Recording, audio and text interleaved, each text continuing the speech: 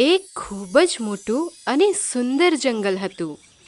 જંગલની શોભા એટલે આહાહાહા, વહેતું ઝરણું, ઘટાદાર વૃક્ષો, સરસ મજાનું તળાવ અને ઘણા બધા પશુ પક્ષીઓ. એમાં એક મોરભાઈ પણ રહેતા હતા. આ મોરભાઈ એટલે કંઈ જેવા તેવા નહીં.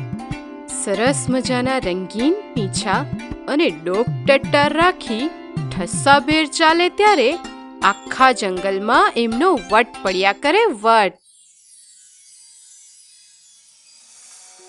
વાહ મોરભાઈ, તમે તો બહુ સુંદર દેખાવ છો. તમારા પીછા તો જુઓ, આહાહા, કેવા સરસ રંગો છે. એ ચકલાઓ, હટો અહીંથી. મારા રંગો જોવા દો મને પાણીમાં. આહાહા, જુઓ તો ખરા તમારી તરફ.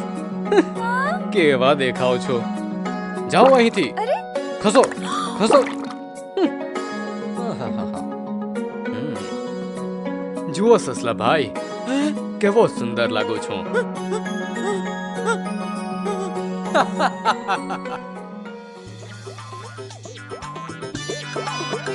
अच्छा मन मुझे मोरे ना पीछा गन गोर जो આવે છે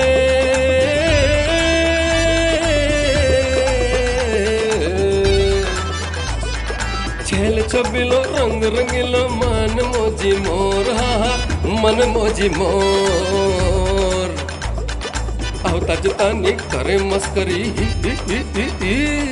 મોર ભાઈએ તો ભારે કરી.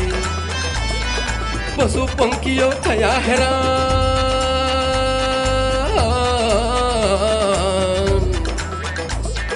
મોરને આવ્યું શેનું અભિમાન, હા શેનું અભિમાન, ભાઈ ભાઈ શેનું અભિમાન. ગરમીની ઋતુ પૂરી થઈ. ચોમાસું આવ્યું. આકાશ વાદળોથી ઘેરાઈ ગયું. અરે વાહ, આ તો વરસાદ આવવાનો. હા હા, મને પણ ગાવાનું મન થાય છે. ચાલો ચાલો. ચાલો.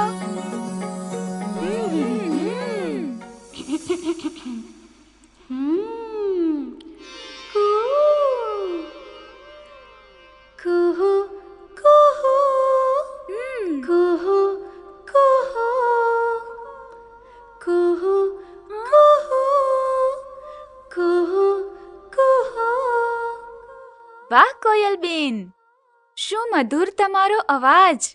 તમારું કુહુ કુહુ સાંભળી મજા આવી ગઈ. આ સાંભળી મોરનું અભિમાન ગવાયું. એ કોયલ, ચૂપ કર. તારો અવાજ ભલે સારો હોય, પણ તારો રંગ તો જો. મારા પીછા જો, કેટલા સરસ અને રંગબેરંગી છે.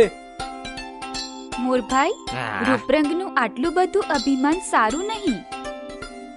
એ નાનકડી ચકલી, ચૂપ કર. તારું કદ તો જો, તારો રંગ જો. છે નાની અમથી અને મને સલાહ આપે છે. ચાલો ચકીબેન. હા.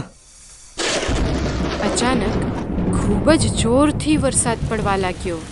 બધા પક્ષીઓ વરસાદથી બચવા ઉડીને પોતપોતાના માળામાં ભરાઈ ગયા. આ તરફ ભારે વરસાદના કારણે મોરના પીછા ભીંજાઈને વિખરાઈ ગયા અને વજનદાર થઈ ગયા. અરે અરે, મારા પીછા. હું તો પૂરેપૂરો ભીંજાઈ ગયો. નથી મારાથી દોડાતું કે નથી ઉડાતું. મોરની દશા જોવા જેવી થઈ ગઈ. વરસાદના પાણીથી ભીંજાઈ મોરભાઈ ધ્રુજવા લાગ્યા અને ગળથોલા ખાવા લાગ્યા. અરે રે મોરભાઈ, શું આ પીછા માટે તમે ખૂબ અભિમાન કરતા હતા અને બીજા પશુ પક્ષીઓને અપમાનિત કરતા હતા? જોયું ને, એ જ રંગબેરંગી પીછાએ તમને આજે મુસીબતમાં મૂકી દીધા. મોરભાઈ છોભીલા પડી ગયા અને તેમને ભાન થઈ ગયું કે અભિમાન ટકતું નથી. મિત્રો, મને માફ કરી દો.